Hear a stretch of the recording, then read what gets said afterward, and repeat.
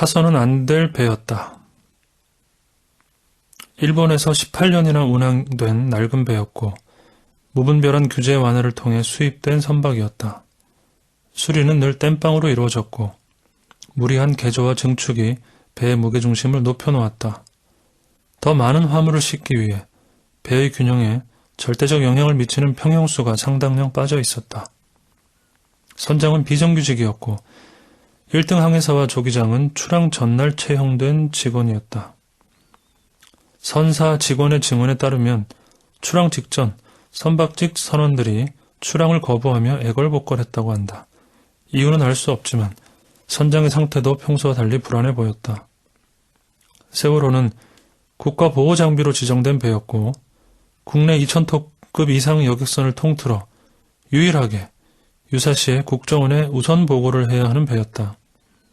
안개가 많이 낀 밤이었다. 다른 여객선의 출항이 모두 취소된 상황에서 그날 밤 인천항을 출발한 배도 세월호가 유일했다. 다음 날 배는 침몰했다. 예견된 사고였다고, 가라앉을 수밖에 없는 배였다고 모두가 말했지만 그런 배를 탔다는 이유로 죽어야 할 사람은 아무도 없었다. 침몰해가는 배에서 제일 먼저 빠져나온 것은 선장과 선원들이었다. 해경 123정은 기울어가는 배 주위를 돌기만 하다가 딱 한 번 접안을 하고 그들을 옮겨 태웠다. 승객들의 출입구가 있는 선미로는 가지 않았다. 옷을 갈아입어 몰랐다고는 했지만 일반인의 출입이 원천적으로 통제된 선수 쪽 조타실이었다. 그마저도 나중에 거짓임이 드러났다. 선원임을 알았고 그들은 쪽집게처럼 476명이 타고 있는 배에서 선원들만 빼내왔다. 그리고 2번 다시 접안하지 않았다. 승객들은 또 아이들은 배 안에 갇혀 있었다. 가만히 있으라는 성장의 명령을 따랐기 때문이다. 승객들이 있다는 걸 뻔히 알면서도 선장과 선원들 또 해경은 탈출하라는 말 한마디를 하지 않았다.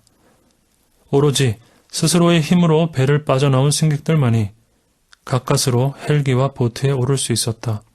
엄밀히 말해 구조가 아닌 탈출이었다. 해경은 끝내 선 내에 진입하지 않았다. 의자로 창문을 두드리는 아이들의 외침도 외면했다. 그리고 배는 물속으로 가라앉았다. 바다는 잔잔했다. 그래서 더 잔혹했다. 보다 잔혹한 일은 그 뒤에 일어났다. 배가 침몰한 상황에서 1분 1초가 아쉬운 그 상황에서도 구조는 이루어지지 않았다. 현장에 집결한 수백 명의 실종자 가족들이 애원하고 오열해도 해경은 구조를 하지 않았다. 아니, 하는 척만 했다. 항의하는 유가족들에게는 거짓말을 둘러댔다. 결코 사실이어선 안 될 괴담이라 치부되던 소문들이 대부분 나중에 사실로 드러났다. 언론은 종일 가능성과 희망을 떠들었다. 에어포켓이며 골든타임, 정부가 구조에 최선을 다하고 있다는 속보들이 매체를 장악했다. 전부 거짓말이었다. 구조대원 726명과 함정 261척, 항공기 35대가 집중 투입된 사상 최대 규모의 수색작전을 벌인다는 기사도 있었다. 사상 최대 규모의 거짓말이었다. 구조는 없었다. 아니, 한 걸음 더 나아가 현장을 통제한 해경은 적극적으로 골든타임의 구조를 가로막았다. 해군과 119 구조단, 각지에서 모여든 민간 잠수사들, 어느 누구도 아이들을 살리기 위해 바다에 뛰어들 수 없었다. 심지어 해군 참모총장이 2번이나 명령을 내린 통영함도 현장에 투입되지 못했다. 이는 감히 해경이 저지할 사안이 아니었다. 구조를 전담한 것은 한 민간업체였다. 선사와 계약을 맺었으며 이런 일은 민간업체가 더 전문적이란 설명이 뒤따랐다. 그렇게 골든타임이 지나갔다. 그리고 더는 누구도 구조될 가능성이 사라진 어느 날 논란이 불거지자 그 민간업체의 이사가 TV에 나와 말했다. 우리는 사실 구조업체가 아니라고. 우리는 인양을 하러 온 업체라고. 그가 말했다. 그럼 구조는 누가 맡은 거냐는 질문에 구조는 국가의 업무죠. 라는 너무나 당연한 답을 우리에게 들려주었다. 그럼 여태 국가는 뭘 했단 말인가? 가라앉은 배보다 더 무거운 의혹이 우리를 짓눌렀다. 무엇 하나 이상하지 않은 게 없었다. AIS 항적이며 교신 기록이며 CCTV며 아무튼 침몰한 배에 관련된 기록들은 없거나 불분명하거나 조작되었거나 공개되지 않았다. 도대체 왜? 아무도 그 의문에 답하지 않았고 누구도 이 일을 이해할 수 없었다. 당연히 구조는 국가의 의무였으므로 국가에 대한 의혹이 꼬리에 꼬리를 물기 시작했다. 잔혹보다 끔찍한 의혹이었다. 악마를 보았다고 우리는 외쳤고 미안하다고 잊지 않겠다고 울며 저문했다. 이것이 과연 나라인가? 기울어가는 배의 갑판에 모두가 서 있는 기분이었다. 일찌감치 제일 먼저 배를 빠져나간 것은 대통령과 청와대였다. 청와대는 재난 컨트롤 타워가 아니다 라는 말로 일찍 못을 박았고 이 말은 감사원의 입을 통해 또 국정조사에 임한 대통령 비서실장의 입을 통해 수차례 언급되었다. 아니 그보다 청와대는 TV 뉴스를 보고 사고 소식을 처음 접했다고 했다. 안전행정부 상황실도 국정원도 YTN 뉴스를 보고 사고를 알았다고 했다. 같은 시각 나는 세탁소에 맡긴 옷을 찾으러 갔다가 뉴스를 보았는데 말인즉슨 나와 세탁소 김씨와 김씨의 부인인 안씨와 정부가 동급이란 얘기였다. 국정원의 말은 거짓으로 드러났다. 그리고 이것은 실은 매우 이상한 거짓말이다. 여론이 악화되자 대통령이 대국민 사과를 했다. 대통령은 모든 걸 바꾸겠다고 했고 이번 사고에 제대로 대처하지 못한 최종 책임은 대통령인 자신에게 있다고 했다. 그리고 마치 결백이라도 증명하듯 최종 책임이 아닌 최우선 책임을 져야 할 해경을 해체했다. 이래도 되나 싶을 정도의 독단적이고 강렬한 처벌이었다. 그리고 울었다. 막 울었다. 쉬운 일이 아니었을 테지만 6.4 지방선거를 앞둔 시점이었다. 어쨌거나 대통령이 사과를 한 이상 이 참혹한 사고의 진상이 곧 규명될 거라 막연히 생각했다. 선거에 출마한 여당 후보들의 외침도 한결같았다. 머리끝부터 발끝까지 바꾸겠습니다. 한 번만 살려주십시오. 울며기며 절을 했다. 전부 거짓말이었다. 참패를 예상했던 여당이 선거에서 기대 이상의 성적을 거두자 상황이 급변했다. 세월호 침몰 사고 진상규명을 위한 국정조사가 시작되자 이를 가로막은 것은 정부였다. 국회의 거듭된 요구에도 청와대는 자료 제출을 거부했다. 청와대 담당자는 자료 제출을 하지 말라는 지침을 받았다라고 했고 지침을 내린 자가 누구인지도 끝내 밝히지 않았다. 조사를 하지 말라는 얘기였다. 청와대가 그러하니 다른 기관들의 자세도 성실할 리 없었다. 당신 누구야? 여당 의원은 유가족에게 호통을 쳤고 조사는 무엇 하나 제대로 이루어지지 않았다. 새로운 도대체 왜가 성립되는 순간이었다. 구조에 최선을 다하겠다 해놓고 왜 구조를 하지 않았나라는 질문에 진상규명에 최선을 다하겠다 해놓고 왜 이를 가로막나라는 질문이 추가된 것이다. 몇 가지 성과가 있긴 했다. 이미 버린 몸 해경이 제출한 사고 당시 청와대와의 통화 내역을 통해 당시의 정황을 알 수 있었고 어렵게 모셔온 비서실장의 입을 통해 사고가 있은 당일 대통령의 행적에 문제가 있다는 사실이 밝혀졌다. 무엇보다 476명이 탄 선박이 침몰한 참사가 일어났는데 아무런 대책 회의가 없었으며 그 위중한 7시간 동안 비서실장은 대통령이 어디 있었는지 모른다라는 답변을 했다. 그날 국가는 없었다 라는 가설이 사실이 되는 순간이었다. 말 그대로 국정조사였으므로 국정조사는 그걸로 끝이 났다. 수사권과 기소권이 포함된 특별법이 그래서 화두가 되었다. 당신 누구야 소리를 들어가며 퇴장을 당해가며 유가족들이 알아낸 것은 구조를 하지 않은 정부가 그에 대한 진실을 밝힐 의지도 전혀 없다는 사실이었다. 무엇보다 이제 누구도 정부를 믿을 수 없었다. 수사권과 기소권에 대해 여당은 사법체계의 근간을 흔드는 것이라며 예민하게 반응했다. 대한변호사협회가 그것은 사실이 아닌 근거 없는 주장이며 진실규명 및 재발 방지를 위한 4.16 특별법을 제정하라고 촉구해도 꿈쩍하지 않았다. 한 여당 의원은 말했다. 유가족에게 수사권과 기소권을 준다는 것은 피해자에게 칼자루를 쥐어주는 것과 같다고. 나는 그에게 묻고 싶다. 그럼 가해자에게 칼자루를 쥐어줘야 하냐고. 공공의 적이 공공일 때, 공공의 적인 공공에게 어떤 혐의가 있을 때 그 공공을 심판할 수 있는 건 누구냐? 라고 묻고 싶다. 의혹을 만들고 키운 것은 정부였다. 그리고 갑자기 프레임이 요동치기 시작했다. 삼족을 멸한다는 느낌으로 유병헌 일가가 부각되었고 결국 유병헌의 시신이 발견되었다. 유병헌의 시신에 대해서는 성인의 입장에서 달리 할 말이 없다. 아니, 애썼다는 말을 해주고 싶다. 다만 나는 눈이 좀 쓰렸다.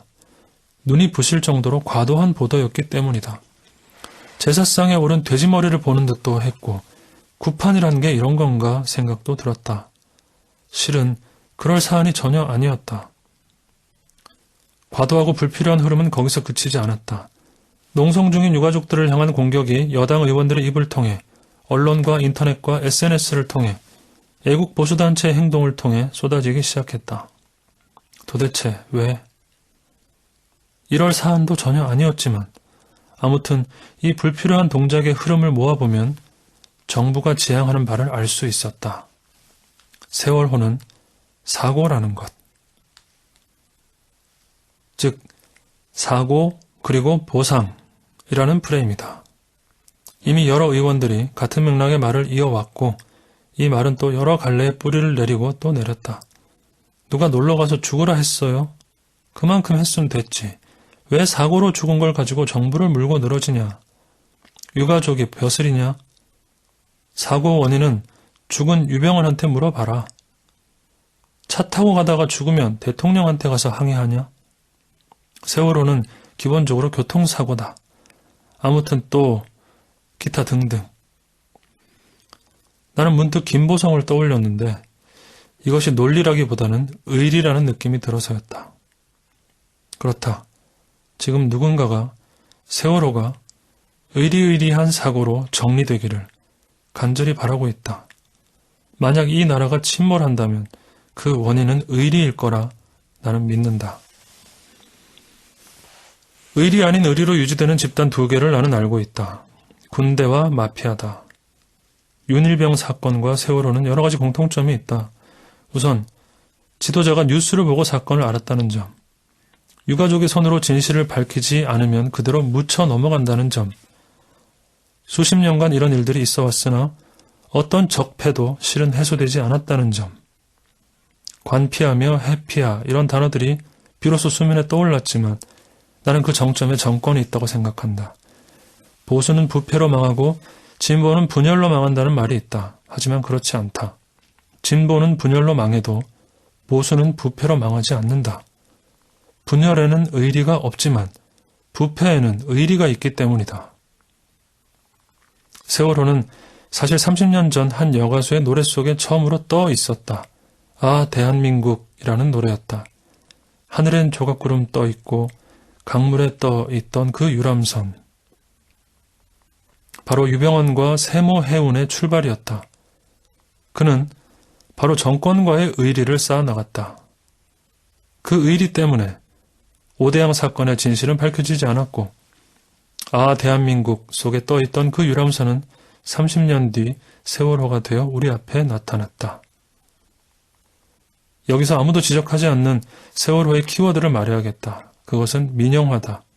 세월호에 조금이라도 관심 있는 사람이라면 한국 선급이며 이런저런 각종 조합들의 이름을 기사에서 본 기억이 있을 것이다.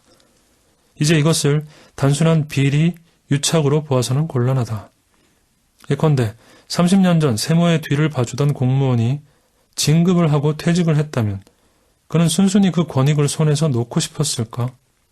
아니면 어떤 단체를 만들어서 자신이 해왔던 정부의 역할을 민간이 대행하는 그런 길을 걸었을까?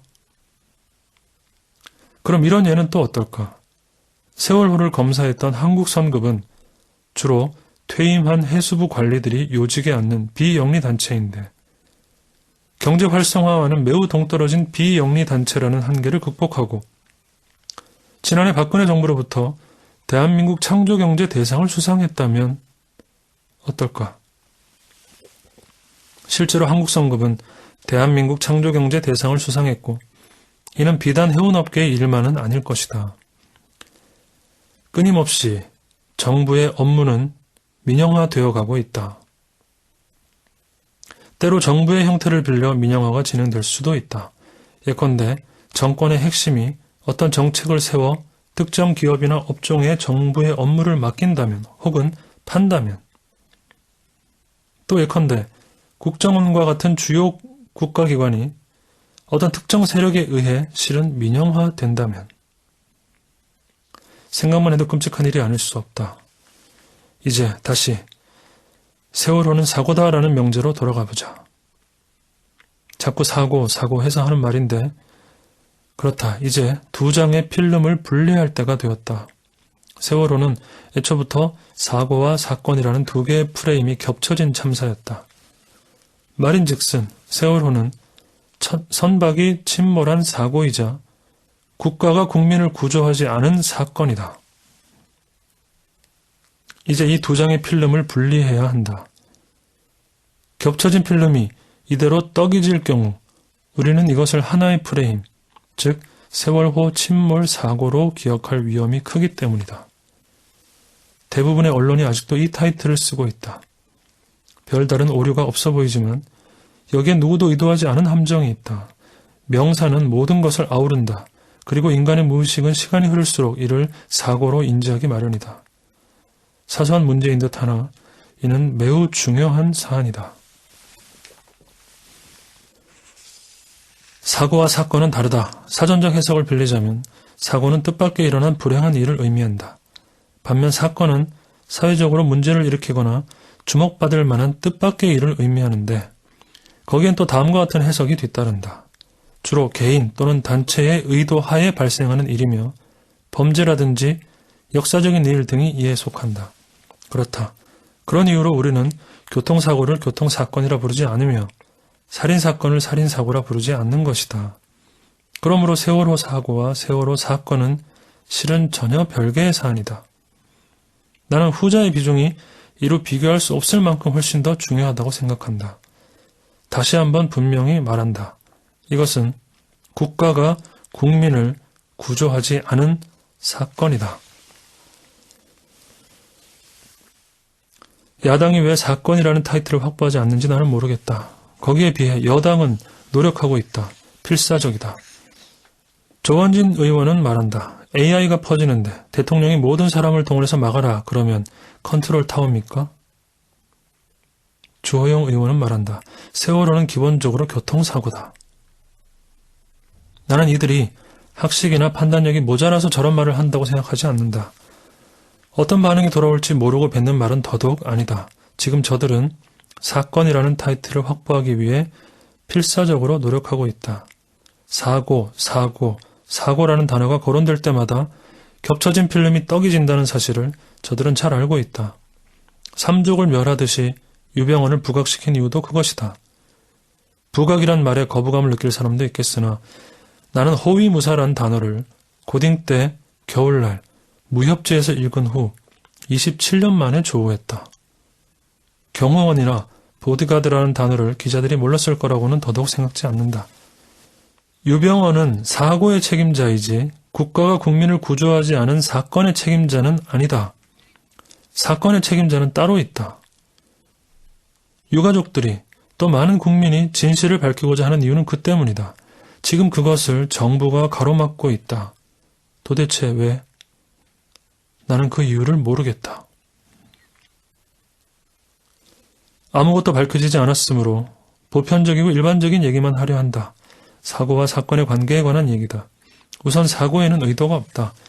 자연재해가 그러하며 인재의 경우에도 실수, 태만, 방심에 의해 비롯되는 것이지 의도한 바는 아니기 때문이다. 의도가 개입되는 순간 사고는 사건이 된다. 쉬운 예를 들어보자. 교통사고가 사건으로 발전하는 가장 흔한 예가 뺑소니다. 신고와 구호, 수습의 의무를 저버린 데에는 분명한 의도가 존재하기 때문이다. 안보를 중시하고 애국의 길을 걷는 사람들은 알 것이다. 군대에서 탈영이 얼마나 중차대한 범죄인지를. 특히 전쟁과 같은 유사시에 탈영이 어떤 처벌을 받는지를. 왜? 국민이 국가를 지켜야 하는 의무를 저버렸기 때문이다. 마찬가지다. 국가가 국민을 지켜야 하는 의무를 저버렸을 때 국가는 어떤 처벌을 받아야 하는 걸까?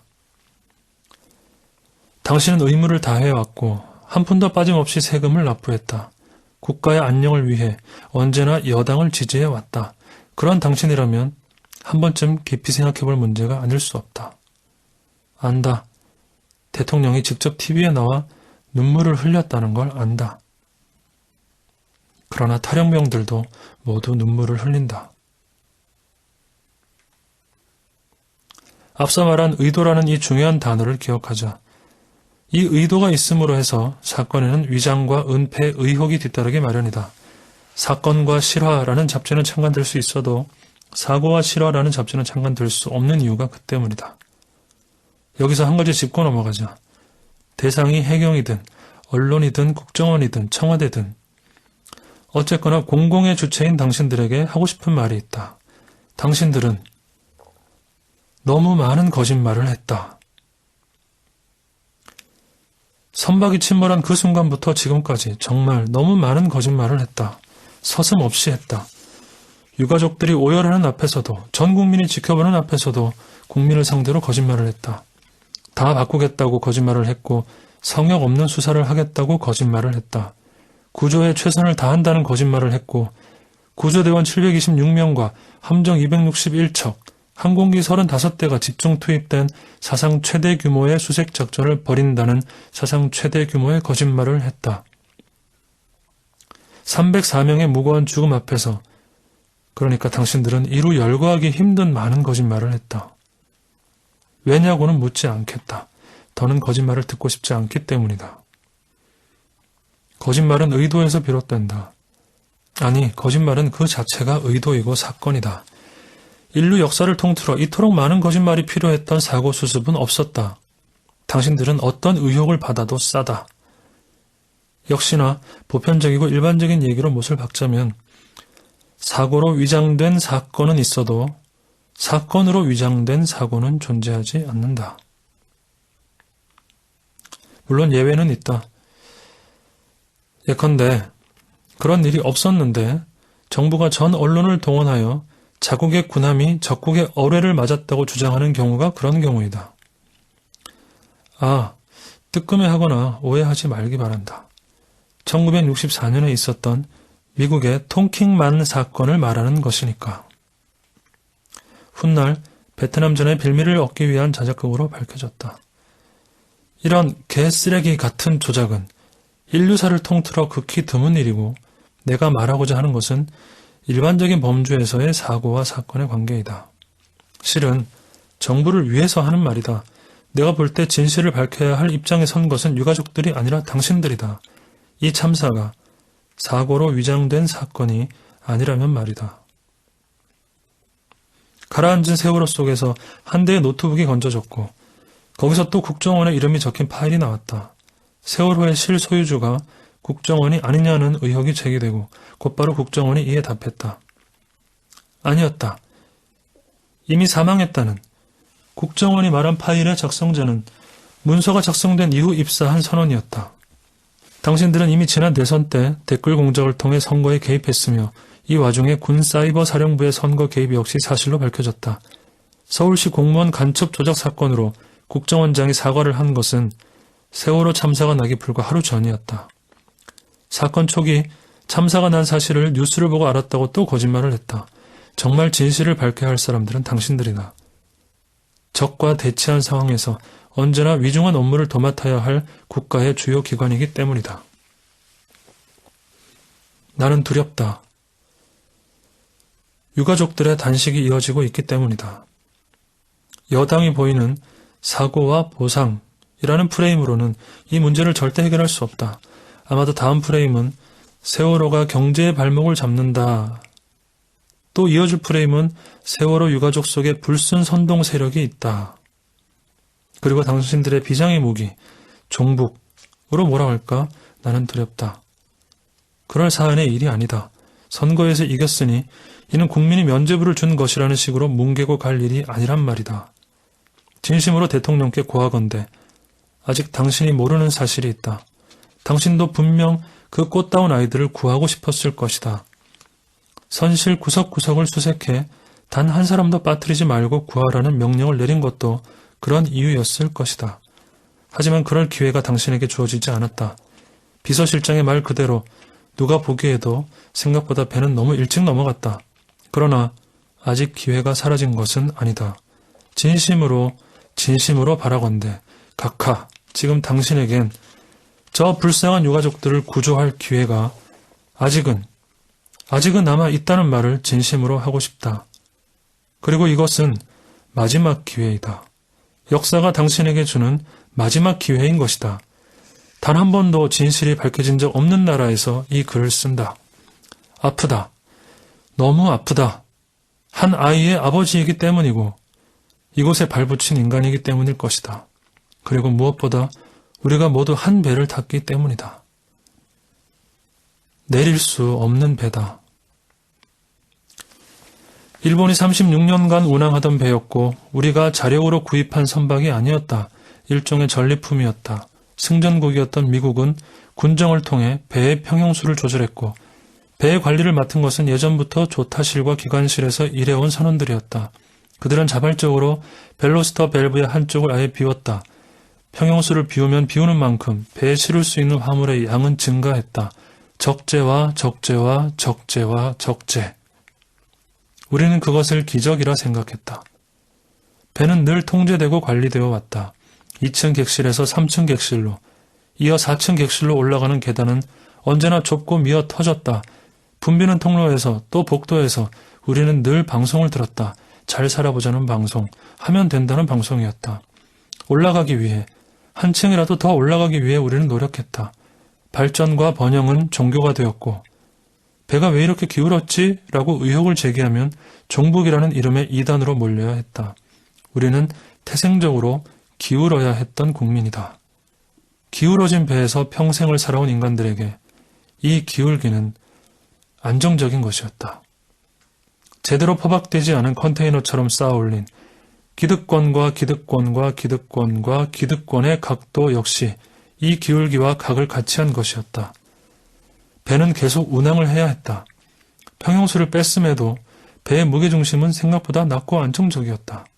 왕정에서 식민지를 거쳐 영문도 모르고 배의 아래칸에 선적된 국민이란 이름의 화물이 있어서였다. 항해가 계속되고 사정은 달라졌다. 무분별한 계축과 증축이 이어지며 무게중심은 올라갔다.